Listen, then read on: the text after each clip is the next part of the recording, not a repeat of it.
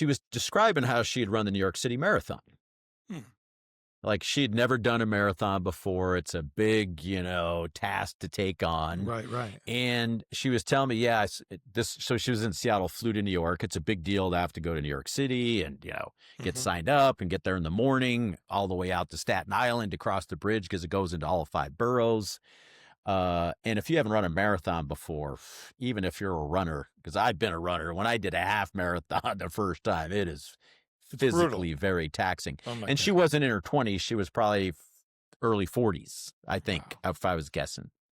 So she goes, so I'm running the New York City Marathon, and I get to about mile 13, 14, which happens a lot with people where the body just says, that's it. Yeah. You're done.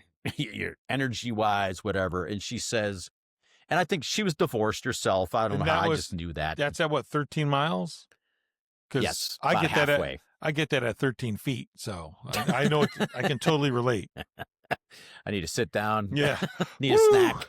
Man, snack. How far did I go? 13 feet. Whoa.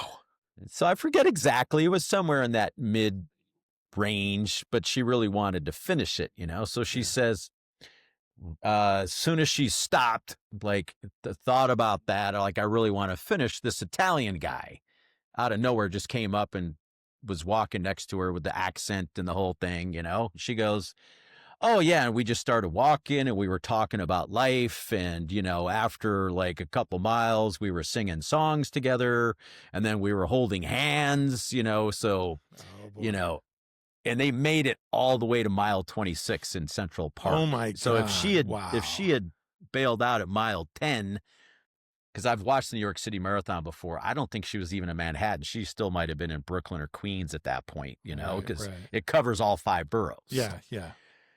And she goes, all the way to the finish line, and we're just holding hands and we're singing songs. And I crossed the finish line. I looked to the left and then I turned back and he's gone. And I'm looking everywhere and I can't find him. And I'm just like, what happened there? And I said, oh, he went back to heaven. And she looked at me like she thought about it, but nobody had ever said and I knew it was an angel. I knew an angel had met her to help her. Oh my God. Woo. I knew it.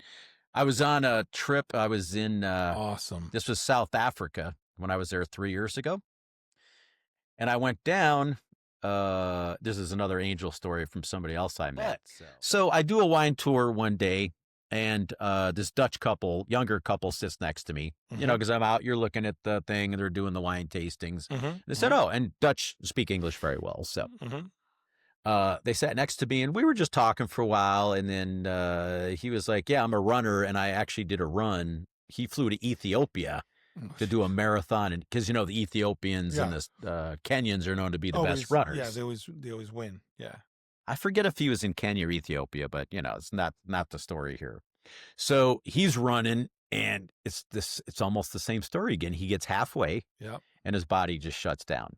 And he was a little bit younger, and he ran a lot, but who knows, the travel, the food, the altitude, he just didn't have it that day. And it said all of a sudden, I'm just thinking I really want to finish. This kid comes out of nowhere, and his name was Angel. And, African kid, he was probably 10 years old and the kid ran with him the whole last half of the marathon, and he was encouraging him. And first of all, how does an 8 or 10-year-old kid run a half marathon? Thank you. Or 11 years old. I forget the exact age, but he was that was the form they chose to take. The angel. Yeah. And I said, let me guess, when you got all the way to the finish line, you lost sight of him. And he goes, how did you know? I was like, I said, he went back to heaven. And we saw this movie before. And he said, he kind of he didn't say yes or acknowledge it, but you could say it was the same thing. Like he had thought it, because most people wouldn't think he had thought it. And then, isn't that amazing?